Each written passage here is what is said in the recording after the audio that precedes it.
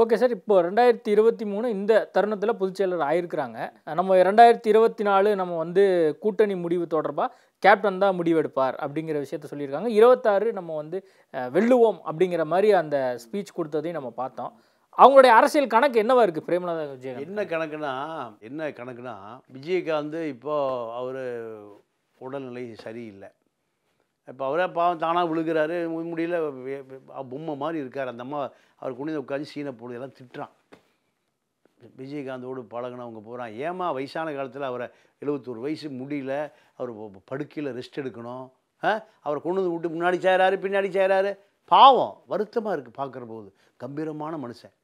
அதை ஏன் நீ உன்னுடைய அரசியல் ஆசைக்கு பண வெறிக்கு எது நீ அவரே பகடக்காய் எல்லா பக்கம் இல்ல இதை அப்படி சொல்லிட முடியுமா? ஏன்னா வந்து பார்த்தீங்கன்னா அவர் வந்து ரொம்ப சீரியஸாக இருக்காரு அப்படிங்கிற மாதிரியா இருக்கட்டும், பல்வேறு செய்திகள்லாம் வந்துச்சு.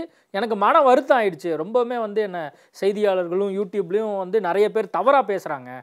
நிறைய பேர் தவறாக பேசுனது எனக்கு ரொம்ப சங்கடமாயிடுச்சு. இருந்தாலும் வந்து இந்த ஒரு விஷயத்த நான் வந்து வெளிப்படையாக சொல்லணும். அதே மாதிரி இதை காட்டணுங்கிறதுக்காக தான் நான் இதை வந்து நம்ம தலைவரை கொண்டு வந்திருக்கேன் அப்படிங்கிற மாதிரி ஒரு விஷயத்த வந்து அவங்க சொல்கிறாங்க.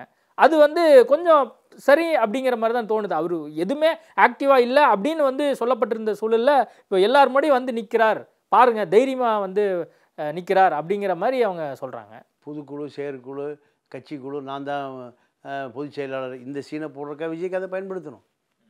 வீட்டுக்கு வர சொல்லு, ப்ரெஸ்ஸை காமி, நல்லா இருக்காரு பேசுங்கப்பா, அதுதான் ஆரோக்கியமான பார்வையை தவிர பொதுச் செயலாளராக இந்த அம்மா பதவி பொதுக்குழு செயற்குழு எனக்கு தேர்ந்தெடுத்திருக்கு விஜயகாந்த் ஒப்புதலோட அவர் அப்படிங்கும்போது இன்னும் விஜயகாந்த் மேலே இருக்கிற அந்த மதிப்பு இந்த பொம்பளை மேலே கோபம் திரும்பிடுச்சு.